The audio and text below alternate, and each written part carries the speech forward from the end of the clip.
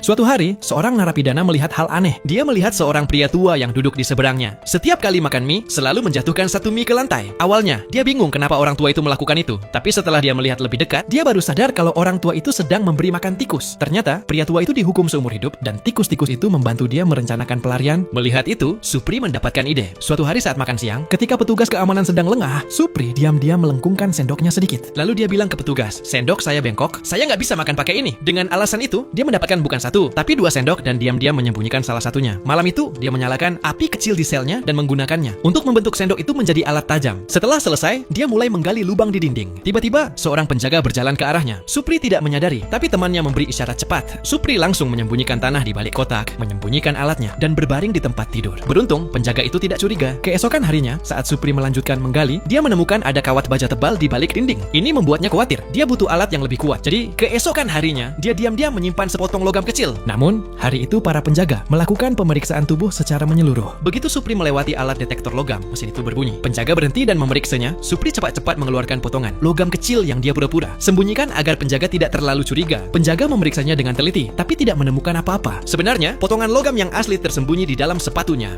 Dengan pisau kuat itu, Supri memotong kawat baja dan membuat jalan keluar. Setelah itu, dia membuat boneka dari koran basah dan pakaian lama. Dia mengecat boneka itu agar terlihat seperti kulit asli dan bahkan menempelkan rambutnya sendiri supaya terlihat hidup. Dia meletakkan boneka itu di tempat tidur dan bersiap melarikan diri melalui terowongan. Namun masalah besar muncul ketika seorang petugas datang untuk memeriksa selnya di malam hari. Teman Supri terus memanggil-manggilnya, tapi Supri sibuk memanjat ke atap. Petugas itu mengintip dan mengira narapidana itu sedang tidur. Tiba-tiba, tongkat petugas terjatuh dan membuat suara keras. Ketika dia melihat boneka itu tidak bergerak, petugas mulai curiga. Dia meraih boneka itu untuk memeriksa, tapi Supri sudah kembali ke tempat tidurnya karena dia juga ingin membantu teman-temannya melarikan diri. Keesokan harinya, kepala penjara merasa ada yang tidak beres. Dia memeriksa sel Supri dengan teliti, tapi Supri sudah pintar. Dia sudah mengecat kembali pintu masuk terowongan supaya terlihat normal. Saat makan siang, Supri bilang ke teman-temannya, "Malam ini malam kita keluar." Malam itu, mereka bertiga memanjat cerobong asap ke atap. Mereka bergerak hati-hati, menghindari sinar pencarian. Lalu mereka melompat melewati pagar tinggi dan meniupkan pelampung yang mereka buat sebelumnya, melarikan diri melalui sungai dan keluar dari penjara. Keesokan paginya, ketika seorang penjaga datang untuk membangunkan Supri dan tidak mendapat respon, dia membuka pintu dengan marah. Begitu dia menarik selimutnya, boneka itu jatuh ke lantai. Penjaga itu terkejut. Penjara langsung dalam keadaan siaga penuh, mencari di mana-mana untuk narapidana yang hilang. Tapi mereka sudah pergi, menghilang tanpa jejak. Dan begitulah Supri dan teman-temannya berhasil meloloskan diri dari penjara.